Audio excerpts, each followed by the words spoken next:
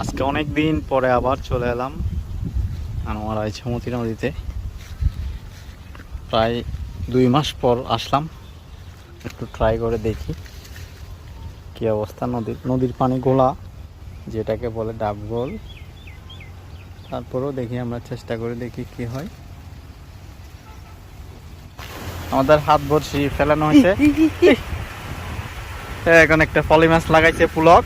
Nice, দারুণ success. মুড়ি ডিম দিয়া সুন্দর সাইজ পলি মাছের।